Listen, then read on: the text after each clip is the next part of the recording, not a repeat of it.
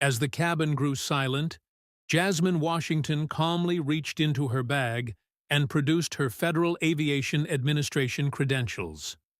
"I'm ordering an immediate flight audit," she said evenly. The pilot, the same man who had demanded she vacate her first-class seat minutes earlier, turned pale. Jasmine hadn't intended to reveal her position today, but blatant racism left her no choice. Before we unpack this shocking confrontation at 30,000 feet, drop a comment to let me know where you're tuning in from. Hit like and subscribe if you believe equal treatment isn't optional. It's a right. Now buckle up, because what happened next changed the airline industry forever. Jasmine Washington settled into seat 3A, sliding her designer briefcase beneath the seat in front of her.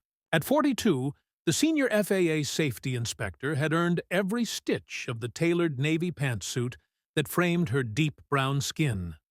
Her natural hair was pulled into a neat bun, pearl studs at her ears, and her grandmother's watch on her wrist.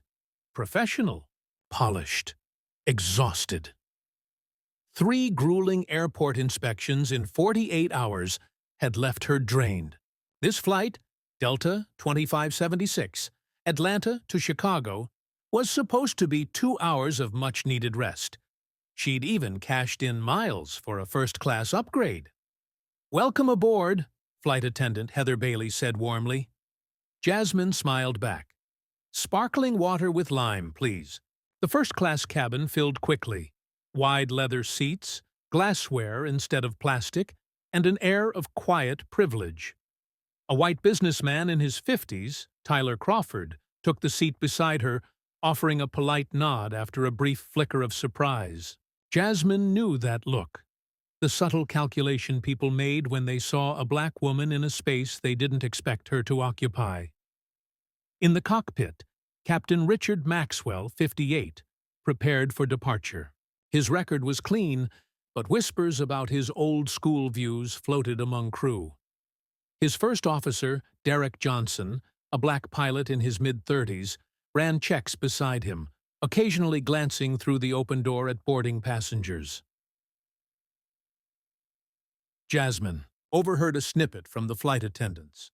"How was diversity training?" one asked. Heather rolled her eyes. "The usual. Some of the senior guys acted like it was punishment. Maxwell walked out halfway, said he had simulator time." "Figures," her colleague muttered. Jasmine sipped her water, face neutral. She'd seen dozens of Captain Maxwells in her career, men who treated diversity as an inconvenience, not a necessity. But tonight, she told herself, she wasn't here to work. The plane pushed back. Passengers buckled in. Then Captain Maxwell stepped into the cabin. His sharp gaze swept the rows before pausing on Jasmine. He frowned. A moment later, Heather approached Jasmine's seat, her professional smile strained. "Excuse me, ma'am. There seems to be a seating issue. The captain believes you may have been upgraded by mistake." "There's no mistake," Jasmine replied calmly, handing over her boarding pass. "This is my confirmed seat." Heather nodded. "It checks out." Before she could finish, Maxwell appeared. His voice carried across the cabin. "There's been a computer error. We need this seat for another passenger." Jasmine glanced around the full cabin. No one was waiting for a seat. "I don't see anyone needing it. And my upgrade was confirmed weeks ago." Maxwell's jaw tightened. "As captain, I have final authority. You'll need to move to economy so we can depart." The businessman beside her shifted uncomfortably. "Her ticket seems valid," he spoke up. Maxwell ignored him, eyes locked on Jasmine. "Ma'am, I need you to comply." She met his stare, heart pounding but voice steady. "I decline. My seat is confirmed. No valid reason has been given for your request." The cabin grew tense, phones lifted discreetly, recording. Maxwell's tone hardened. "Either move voluntarily, or I'll involve security." From the cockpit doorway, First Officer Johnson watched, his expression conflicted. "Are you refusing crew instructions?" Maxwell pressed. "I am refusing an unjustified and discriminatory order," Jasmine replied evenly. The captain's face flushed. "That's a serious accusation." "Yes," Jasmine said. "It is." She hadn't planned to pull rank, but when justice was on the line, silence wasn't an option. Her mind flashed back to an 8-year-old girl pressed against the window of a Boeing 737, whispering to her mother, "I'm going to work with airplanes someday." That little girl had grown into one of the FAA's most influential safety inspectors, a woman whose audits could ground entire fleets, reshape industry standards, and end careers. Her path had been forged through her parents' sacrifices, years of balancing college with flight attendant shifts, and the steady mentorship of Franklin Donahue, who once told her, "Sometimes you save your cards for bigger battles. Sometimes showing them is the only way to change the game." At 30,000 feet, Jasmine knew exactly which choice lay before her. Tomorrow's inspection in Chicago would probably be routine. She had planned to review her notes that evening, brief her team, and rest. But now, faced with Captain Maxwell demanding she vacate her rightful first-class seat, her mentor's words echoed louder than ever. She had lived through countless moments like this, the skeptical glances at her credentials, the assumptions that she was in the wrong room, wrong role, wrong seat. Early on, she fought back with anger, then with painstaking explanations. Eventually, she learned the strength of calm precision. Emotional reactions, however justified, only fed the doubts of those determined not to see her authority. This was more than a personal insult. She was leading an inspection on equitable passenger treatment, a mission born from recent high-profile cases of discrimination. And now, irony had placed her in the very situation her team was investigating. Jasmine had always believed in tackling systems, not individuals. But systems were built of individuals, and sometimes the only way to expose them was through one pointed stand. Maxwell loomed over her, insisting she comply. She remained seated, steady, heart racing. "Captain," she said evenly, "I have a valid first-class ticket. Your request appears discriminatory, and I'm documenting this interaction." His jaw tightened. "Final chance to comply voluntarily. Otherwise, I'll involve security." Flight attendant Heather hesitated, then reached for the cabin phone. Uneasy passengers filmed the exchange. Beside Jasmine, businessman Tyler Crawford spoke up. "This is ridiculous. She has a confirmed seat. What's the problem here?" Minutes later, Security Officer Walter Green boarded, calm but firm. Maxwell claimed she refused seating instructions. Jasmine presented her boarding pass. Green examined it, nodded, and returned it. "Her documentation is in order." Maxwell bristled. "As captain, I have ultimate authority. This is a security matter." "What specific concern?" Green pressed. Maxwell faltered. "That's operational information." From across the aisle, an elderly woman broke the silence. "I've flown first class for 40 years and never seen anything like this. Shameful." Murmurs spread through the cabin. Maxwell tried again, cloaking bias in coded language about standards in premium cabins. Officer Green's expression hardened.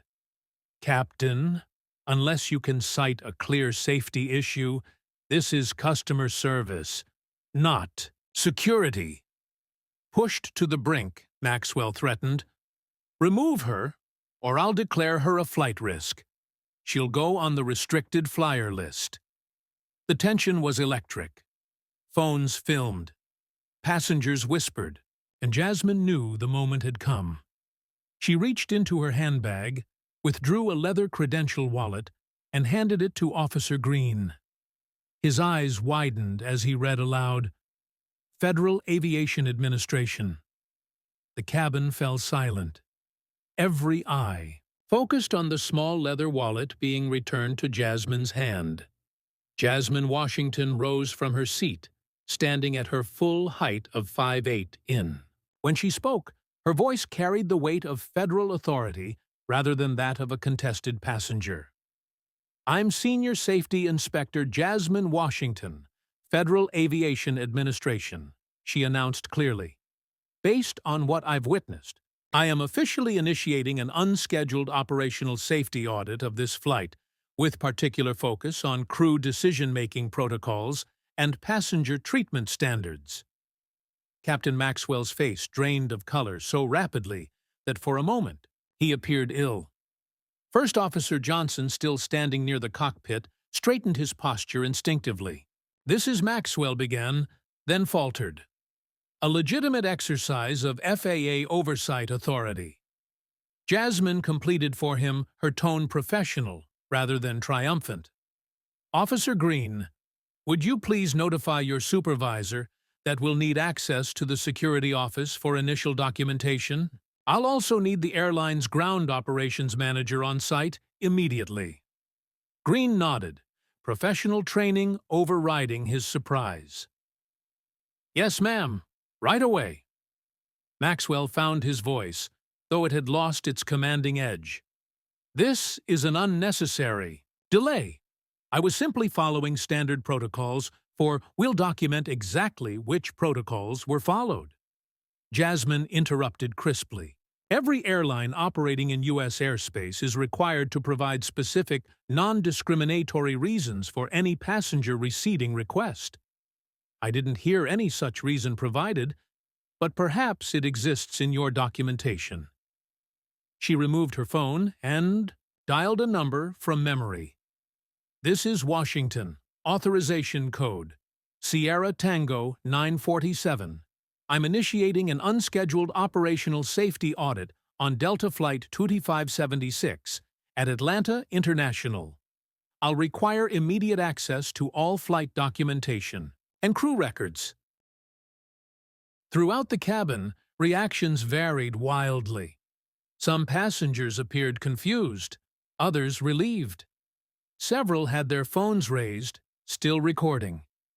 Tyler Crawford wore an expression of stunned respect, while Margaret Foster nodded with grim satisfaction. Heather, the flight attendant, approached cautiously. Ms. Washington, what should we tell the passengers about the delay? The truth, Jasmine replied. This flight is undergoing a standard FAA safety audit before departure. All passengers will be updated about timing once we've completed the initial assessment. First Officer Johnson stepped forward. Inspector Washington, as the secondary pilot, should I begin gathering the flight documentation you'll need? Yes, please, Jasmine confirmed. I'll need the complete flight manifest, crew assignment records, maintenance logs, and all pre-flight safety checks. Maxwell remained frozen.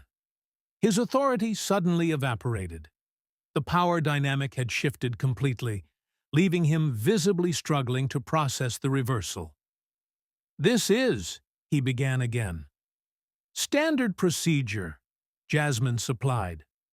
FAA inspectors are empowered to conduct unscheduled audits whenever safety concerns arise. Discriminatory treatment of passengers constitutes such a concern as it indicates potential impairment of crew judgment. A suited woman hurried down the jetway and onto the plane. Sandra Alvarez, the airline's regional operations director, alerted it by the ground crew about the unfolding situation. Inspector Washington, she said, extending her hand professionally. I understand there's a situation requiring FAA intervention. Yes, Director Alvarez. We'll need to move this discussion off the aircraft, Jasmine replied, gathering her belongings. Captain Maxwell will need to be temporarily relieved while we conduct initial interviews. Standard procedure for an operational audit. Of course. Alvarez agreed immediately, shooting Maxwell a look that combined warning with disbelief. We'll arrange for a replacement captain immediately. Maxwell finally found words. This is an overreaction to a simple seating misunderstanding. Jasmine turned to him, her expression neutral but firm.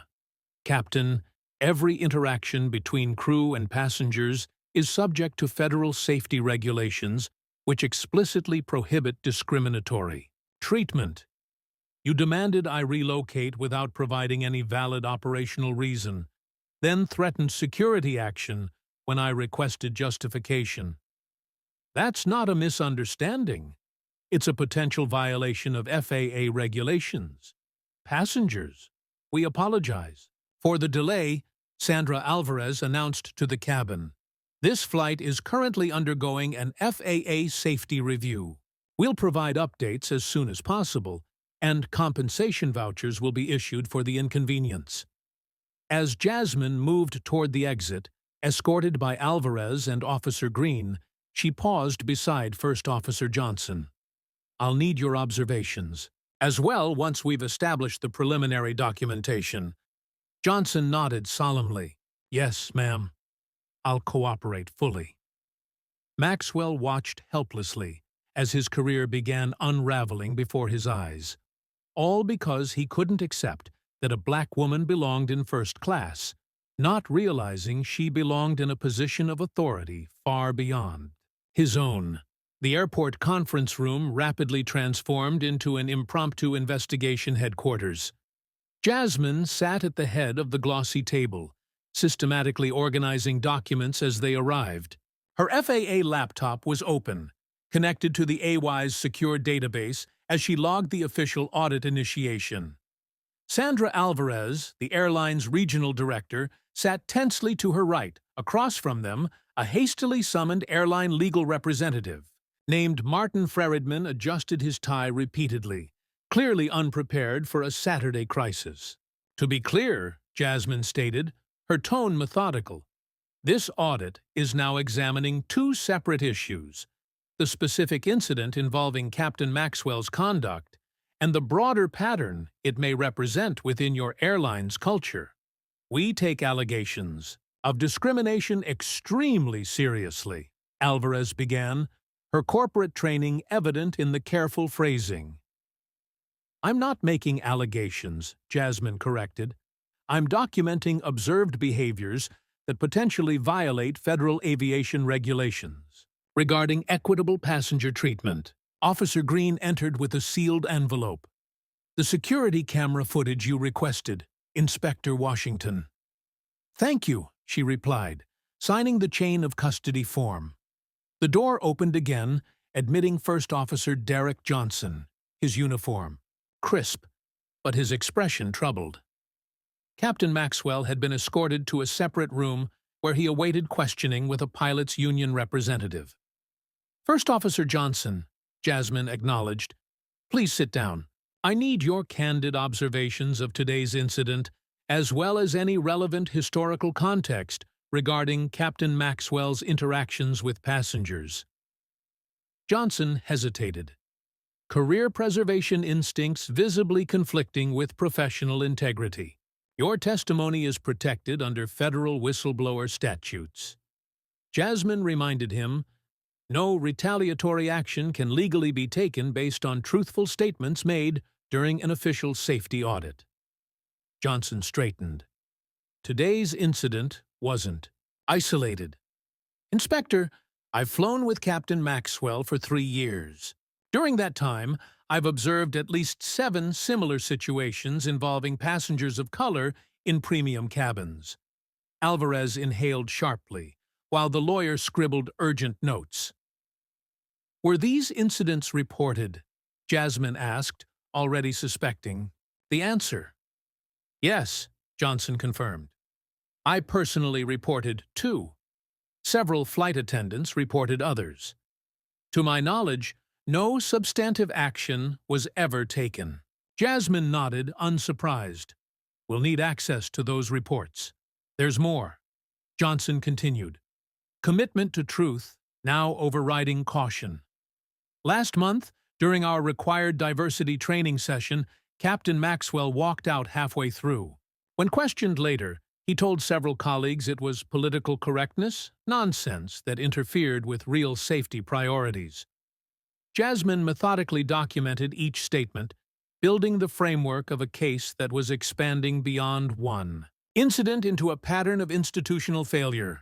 The next 3 hours proceeded with grim efficiency. Flight attendant Heather Bailey provided her account, followed by 2 others from the flight crew. Each testimony reinforced the emerging pattern. Maxwell's behavior was known, reported, and consistently overlooked by management.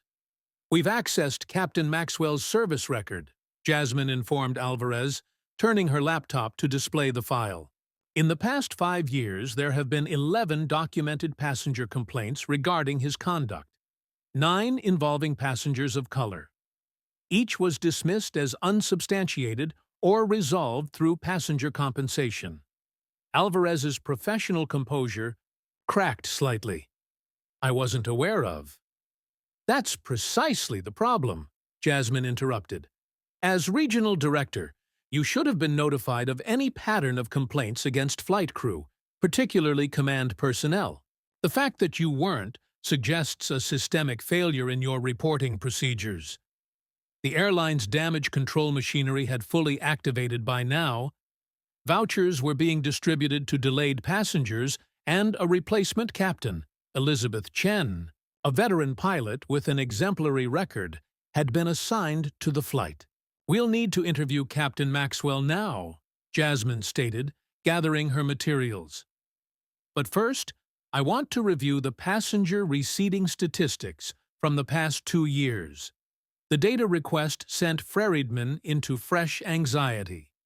That's proprietary, operational information which federal regulators have complete access to under Statute 49, CFR, Part 119, Jasmine completed for him. The request has already been submitted through proper channels. While we wait, let's proceed with Maxwell's interview." The room arranged for Maxwell's interview contained only a table, 4 chairs, and a recording device. The captain sat stiffly beside Craig Palmer, the pilot's union representative. Maxwell's earlier confidence had evaporated, replaced by defensive weariness. "This proceeding is being recorded as part of Federal Aviation Administration Safety Audit Number ATL 23047, Jasmine stated for the record. "Present are Captain Richard Maxwell, Union Representative Craig Palmer, Airline Legal Counsel Martin Freridman, and Senior FAA Inspector Jasmine Washington."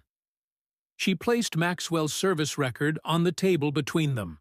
"Captain Maxwell, I'd like to discuss the incident that occurred today on Flight 2576, as well as several previous passenger interactions noted in your file. I was following company procedures regarding passenger management," Maxwell stated flatly. "Please specify which procedure instructed you to request that I vacate my confirmed first-class seat without providing any valid operational reason." Maxwell shifted uncomfortably. "There was a security concern." "What specific security concern?" "I'm not required to disclose security assessments to passengers." "You are, however, required to document them," Jasmine countered, sliding a form across the table. "This is the standard security action report that must be completed whenever security concerns prompt crew intervention. It appears no such form was filed before you approached me."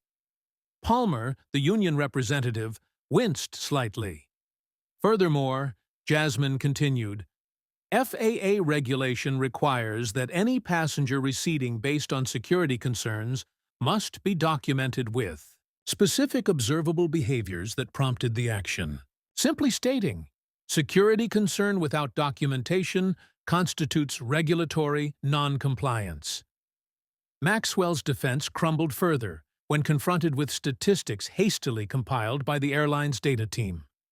Over the past 24 months, passengers of color holding first-class tickets on his flights were 7 times more likely to be requested to relocate than white passengers with identical ticket classifications. This pattern suggests decisions based on criteria other than legitimate operational concerns, Jasmine noted, her tone remaining professional despite the damning evidence before them. By early evening, the investigation had expanded well beyond Maxwell. 3 other captains with similar complaint patterns had been identified. Flight attendant interviews revealed an unwritten culture of compliance with captains' requests, even when they contradicted company non-discrimination policies. What had begun as one woman refusing to surrender her seat was evolving into a comprehensive examination of systemic discrimination within the airline's operations, precisely the issue Jasmine's team had been tasked with addressing across the industry. As she reviewed the preliminary findings, Jasmine felt no triumph, only grim confirmation of what many black travelers already knew from bitter experience. The difference now was that this experience had happened to someone with the authority to demand institutional accountability. The airline's corporate headquarters had dispatched their senior vice president of operations overnight. Howard Phillips, a silver-haired executive with 30 years in the industry, sat at the conference table surrounded by legal counsel, HR directors, and public relations specialists. Their expressions ranged from concerned to calculating as they faced Jasmine and her team of 3 FAA colleagues who had arrived early that morning. Inspector Washington Phillips began with practiced cordiality. "We want to thank you for bringing these concerns to our attention. We're prepared to address the specific incident with appropriate disciplinary action against Captain Maxwell." Jasmine allowed a moment of silence before responding. "Mr. Phillips, while Captain Maxwell's behavior initiated this audit, our preliminary findings indicate a much broader pattern requiring systemic rather than individual remediation." She opened a folder containing the overnight analysis. "In the past 36 months, your airline has processed 217 complaints alleging discriminatory treatment. 84% were resolved with vouchers or miles, 12% with form letters denying any discrimination occurred, and 4% received no response at all. 0% resulted in documented disciplinary action or procedural changes." Phillips maintained his corporate smile, though it tightened at the corners. "We take all passenger concerns seriously." "The data suggests otherwise," Jasmine interrupted, sliding a graph across the table. "This analysis shows a statistically significant disparity in how passengers of color are treated during service recovery situations, upgrade processing, and in-flight service incidents. Most concerning is this cluster regarding receding requests initiated by flight crew. The graph showed an unmistakable pattern. Black passengers holding first-class tickets were approximately 6 times more likely to be asked to relocate than white passengers with identical bookings. These could be coincidental correlations, suggested Rebecca Torres, the airline's chief legal officer. Correlation doesn't imply causation. True, agreed Jason Bennett, the FAA statistical analyst who had joined Jasmine's team, which is why we conducted a multivariate regression analysis controlling for timing of bookings, frequent flyer status, and check-in procedures. The racial disparity remained consistent across all controlled variables. Phillips's smile had completely vanished. "What exactly are you suggesting?"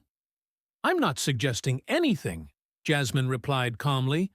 "I'm presenting documented evidence of a pattern that violates federal aviation regulations regarding equitable passenger treatment. This pattern extends beyond Captain Maxwell to multiple crew members and appears to be enabled by management practices that consistently failed to address documented complaints." The executives exchanged glances as the scope of the situation became clear. This wasn't going to be resolved with a single termination or the usual damage control. The conference room door opened as First Officer Johnson arrived, having been summoned for additional testimony. He stood straight back despite the obvious career risk of speaking against a senior captain in company practices. First Officer Johnson has provided written documentation of previous incidents similar to the one I experienced, Jasmine explained. His testimony suggests that reporting procedures systematically buried discrimination complaints rather than addressing them. I reported 3 specific incidents over the past year, Johnson stated firmly. Each involved Captain Maxwell or other senior pilots requesting that passengers of color relocate from premium cabins without valid operational reasons. Each report disappeared into what we call the administrative black hole. Flight attendant Heather Bailey had also provided a written statement now projected onto the screen at the front of the room. We were informally instructed to comply with captain requests regarding passenger seating without question. When I expressed concerns about potentially discriminatory patterns, my supervisor advised me to focus on service delivery, not social justice. As morning stretched into afternoon, the evidence mounted. Additional crew members came forward. Protection of whistleblower statutes emboldening those who had previously feared career repercussions. Passenger complaints were retrieved from the airline's customer service database, many containing eerily similar descriptions of experiences like Jasmine's. By 3 E's, the airline executive strategy had shifted from denial to damage control. We're prepared to implement immediate corrective actions, Phillips announced. Captain Maxwell will be placed on administrative leave pending review and will conduct comprehensive retraining for all flight crews that addresses symptoms, not causes, Jasmine replied. Our audit has identified systemic failures in your reporting structure, complaint resolution procedures, and accountability mechanisms. Retraining without structural change merely creates the appearance of action without meaningful reform. She laid out the regulatory consequences, substantial fines, mandatory external monitoring, and potential restrictions on route expansions until compliance was verified. Alternatively, she continued, you can work with the FAA to implement a comprehensive remediation plan addressing the root causes identified in our audit. This would include restructuring your complaint investigation procedures, implementing transparent accountability metrics for crew members with pattern violations, and establishing an independent passenger advocacy office with direct reporting to executive leadership. The negotiation continued for hours, corporate resistance gradually giving way to the weight of evidence and regulatory authority. By evening, the framework of an action plan had emerged, one that would address not just Maxwell's behavior, but the institutional culture that had enabled it. Captain Maxwell was brought in toward the end, now represented not just by the pilots' union, but personal legal counsel as well. His defense had shifted from denial to deflection. I've served this airline for 25 years with an exemplary safety record, he insisted. My actions have always been guided by professional judgment, not bias. Jasmine met his gaze steadily. Captain, the data tells a different story. Your professional judgment has demonstrably different outcomes based on passenger demographics.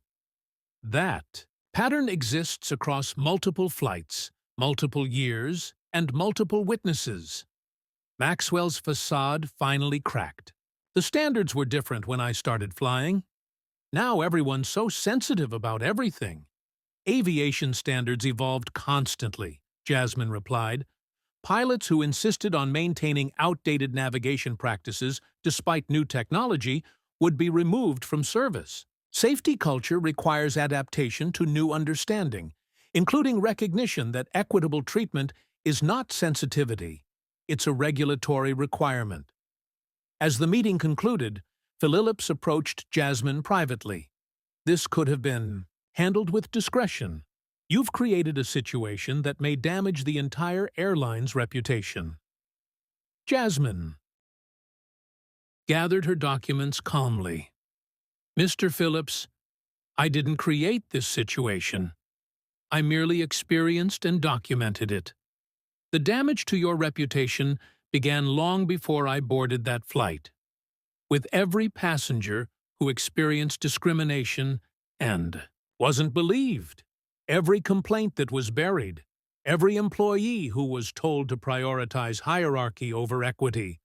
I'm simply making visible what was already there.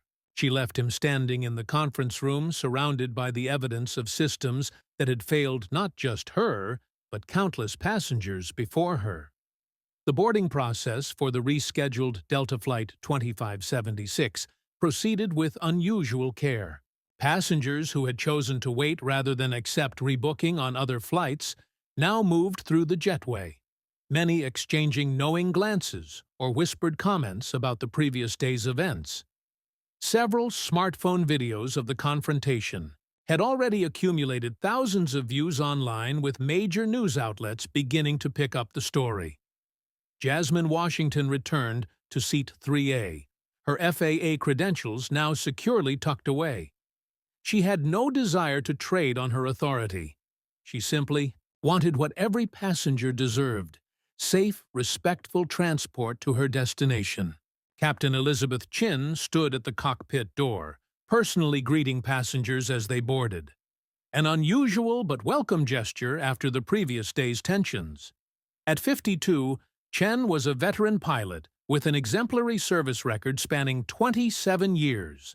"Welcome aboard," she greeted each passenger warmly. When Jasmine reached the threshold, Chen extended her hand with professional respect. "Inspector Washington, thank you for your patience with the delay. We're honored to have you aboard." The acknowledgement was subtle, but meaningful recognition of Jasmine's position without creating spectacle. Sandra Alvarez, the airline's regional director, had personally overseen the crew reassignment and passenger service recovery. She approached Jasmine once boarding completed. "Ms. Washington, on behalf of the airline, I want to personally apologize for yesterday's incident. Your first-class accommodation has been upgraded to our premium service level, and we've ensured this flight exceeds all service standards." "Thank you," Jasmine replied simply, "but I hope equal care is being taken with all passengers regardless of their professional position or influence." Alvarez nodded soberly. "That's precisely what the new protocols are designed to ensure." First Officer Johnson had been retained for the flight. As Jasmine settled in, he stopped briefly beside her seat. "Thank you," he said quietly. "You've done what many of us couldn't." Heather, also continuing her assigned duties, served Jasmine with special attention. When presenting her pre-flight beverage, she whispered simply, "Thank you for standing your ground. It matters." Tyler Crawford, the businessman who had spoken up during the confrontation, found himself seated beside Jasmine once again. "I've flown over 2 million miles, he commented, as the plane prepared for takeoff. "I've seen situations like yesterday's more times than I can count. But I've never seen anyone in a position to actually change the system. Most of us just document it, report it, then watch nothing happen. The system only changes when enough people refuse to accept its failures," Jasmine replied. "My company's implementing new travel policy guidelines next quarter," Crawford added. "After yesterday, I'll be pushing to include ethical treatment metrics in our airline selection criteria." Throughout the cabin, Jasmine noticed subtle differences in crew behavior: more consistent eye contact with all passengers, more careful attention to individual needs, regardless of appearance or attire. The atmosphere held a deliberate inclusivity that shouldn't have felt remarkable, but did. Midway through the flight, Captain Chen's voice came over the intercom. "Ladies and gentlemen, I want to personally thank you for your patience with yesterday's delay. At Delta, we're committed to ensuring every passenger receives respectful, equitable service on every flight. We appreciate your understanding as we work to deliver on that promise." The statement wasn't an explicit acknowledgement of what had occurred, but its implication was clear to everyone who had witnessed or heard about the previous day's events. Margaret Foster, the elderly woman who had spoken up during the confrontation, stopped by Jasmine's seat on her way to the lavatory. "I've been flying since the days when they served 5-course meals on China," she remarked. "I've watched policies change, uniforms change, menus change, but some attitudes remain stubbornly fixed. Perhaps that's finally changing too." Jasmine's phone occasionally lit up with notifications. Colleagues from the FAA sending messages of support as news of the incident spread through aviation channels. Heard what happened. About time, someone with authority experienced it firsthand. Change is coming. Franklin called, says you knew exactly when to show your cards. Well done. The flight landed in Chicago on schedule. As passengers prepared to depart, Jasmine noticed a young black flight attendant watching her with barely contained emotion. When Jasmine reached the exit, the young woman spoke softly. "Inspector Washington, my name is Tanya. I just wanted to say you've changed things for us. Things we couldn't change ourselves." Jasmine nodded, understanding the full weight of those words. Individual courage could create openings for systemic change, but only if that courage was backed by positional authority and institutional accountability. She had possessed both, something too many others experiencing discrimination did not. As she walked through O'Hare International Airport toward her hotel, Jasmine knew that tomorrow's scheduled safety inspection would proceed with additional scrutiny.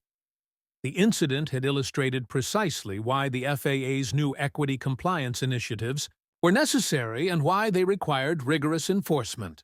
One flight, one stand, one audit wouldn't transform an entire industry, but it had created a visible crack in a system that had too long protected itself from accountability. And sometimes a crack was all that was needed for structural change to begin. 3 months after the incident that aviation industry insiders now simply called the audit, Jasmine Washington sat before the Congressional Transportation Oversight Committee. Camera flashes punctuated the otherwise solemn atmosphere as she prepared to testify about the systemic changes implemented across multiple airlines following her confrontation with Captain Maxwell.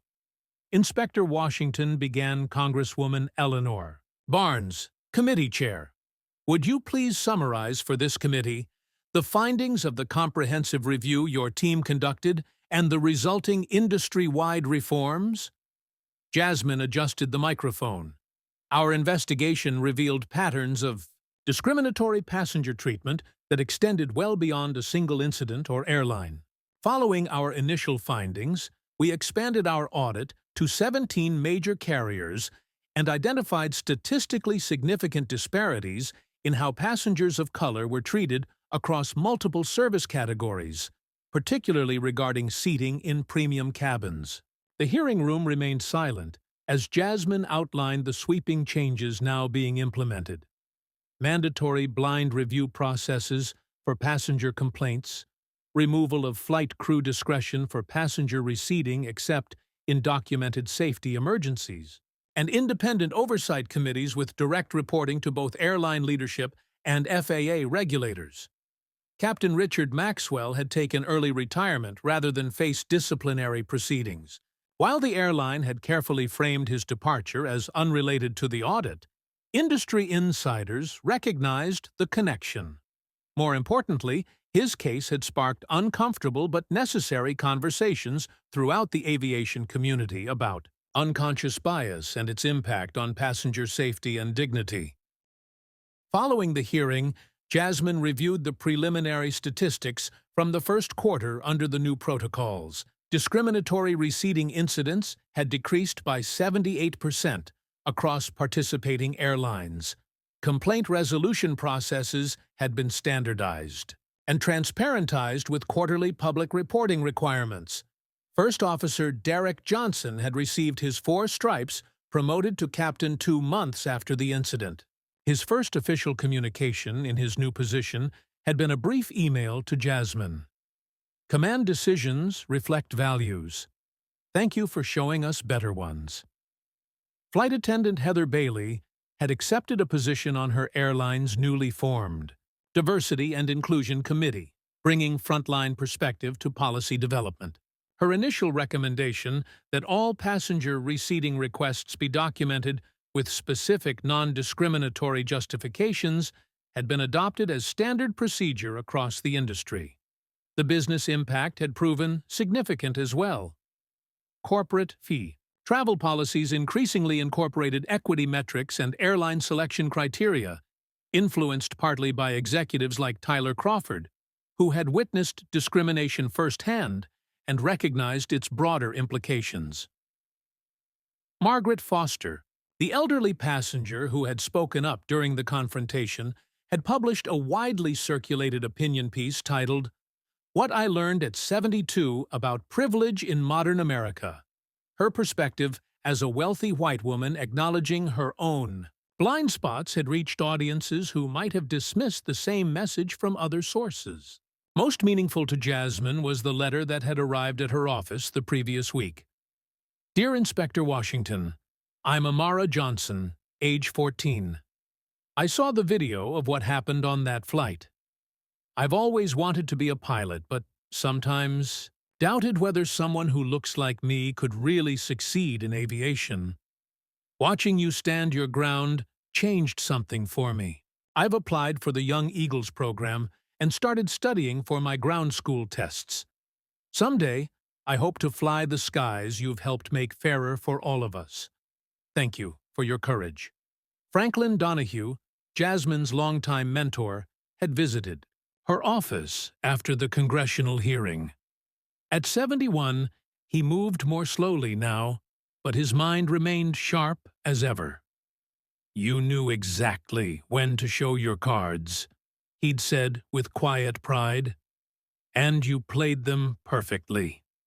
Jasmine's promotion to head. The FAA's new task force on equitable treatment in aviation had come with increased responsibility and visibility. Industry publications now regularly sought her input on regulatory matters, and flight crews recognized her more frequently during her travel, sometimes with trepidation, sometimes with appreciation. 6 months after the audit, Jasmine boarded another flight from Atlanta to Chicago, again in first class. The difference in atmosphere was subtle but unmistakable. The crew moved with a conscious inclusivity, their interactions with all passengers marked by consistent respect rather than variable difference. Captain Elizabeth Chen, now regularly assigned to this route, greeted her by name as she boarded. Always good to have you with us, Inspector Washington. As the plane reached cruising altitude, Jasmine gazed out the window at the patchwork landscape below. Just as sometimes required being in exactly the right place at the right time, with the right authority and the right determination, she had possessed all four when it mattered most. The beverage service began. The flight attendant, a young black woman named Tanya, the same one who had thanked her 6 months earlier, now moved through the cabin with quiet confidence. "Welcome aboard, Inspector Washington," she said warmly. "It's good to see you again." "It's good to be seen," Jasmine replied simply. Have you ever been in a situation where you had to stand up against discrimination? Or have you witnessed someone else's powerful moment of standing up for what's right? Drop a comment below sharing your experience. Your story might inspire others to find their voice in difficult moments. If this story moved you, please hit that like button.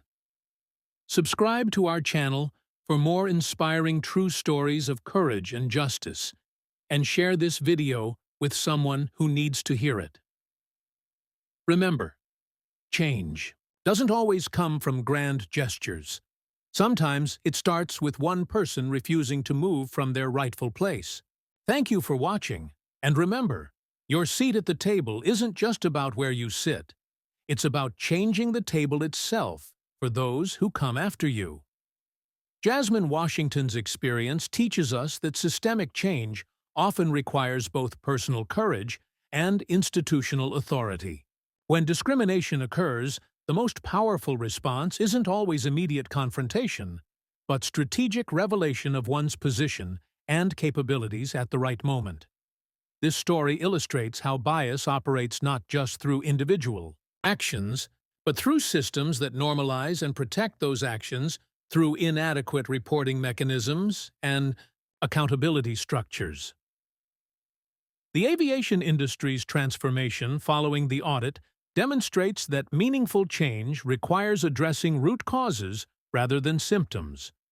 By targeting the policies that allow discrimination to persist rather than simply punishing one individual, Jasmine created lasting impact across an entire industry.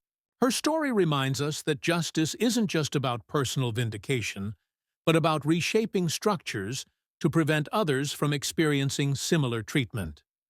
Most importantly, this narrative shows that one person's refusal to accept discriminatory treatment can create openings for others to speak truth to power. When those with privilege and authority acknowledge bias and join efforts for change, transformation becomes possible on a scale that individual resistance alone cannot achieve. Have you witnessed or experienced discrimination that changed how you view systems of power? Share your story in the comments. Your voice matters in this ongoing conversation about justice and equality. Remember to like, subscribe, and share this video to help others understand how everyday courage can create extraordinary change. Thank you for watching, and may we all find the wisdom to know when to show our cards in life's crucial moments.